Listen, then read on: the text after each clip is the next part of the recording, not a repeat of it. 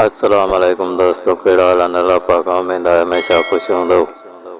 जी हा दोस्तों, अॼु असां ॻाल्हि कंदासीं ड्रामा सीरियल पत्थर दिल जे बारे में, जेको KTN ते तमामु धूमधाम सां हली रहियो आहे। त जी हा दोस्तों, अॼु असां अव्हांखे ॿुधाईंदासीं ड्रामा सीरियल पत्थर दिल जे बारे में। त पत्थर दिल ड्रामा में ईंदड़ किस्तनि में छा थियण वारो आहे। त अगरि असांजे चैनल ते नवां आहियो त असांजे चैनल खे ज़रूरु सब्सक्राइब कयो ऐं घंटीअ खे ऑल नोटिफिकेशन कयो, जीअं असांजी हर अचण वारी अपडेट तव्हां ॿाहिरनि ताईं पहुची सघे। त जी हा दोस्तों, कयूं था शुरूआत ड्रामा सीरियल पत्थर दिल जे बारे में। पत्थर दिल ड्रामे में वारिस खान ऐं सालार खान हिकु तमामु ज़ालिम क़िस्म जा ज़मींदार ॾेखारिया विया आहिनि ऐं उन्हनि जो वारिस खान जो जेको पीउ आहे उहो हिकु नेक नियती ऐं शरीफ़ इंसान ॾेखारियो वियो आहे। त जी हा दोस्तों, ईंदड़ किस्तनि में वारिस खान ऐं सालार खान जा ज़ुल्म पंहिंजे ॻोठाणनि जे मथां वधंदा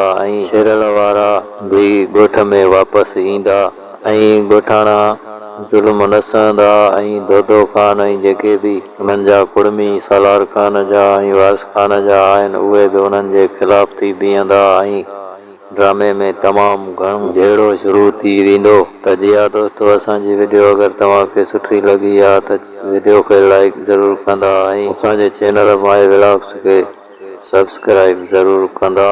अस्सलाम वालेकुम वरहमतुल्लाह।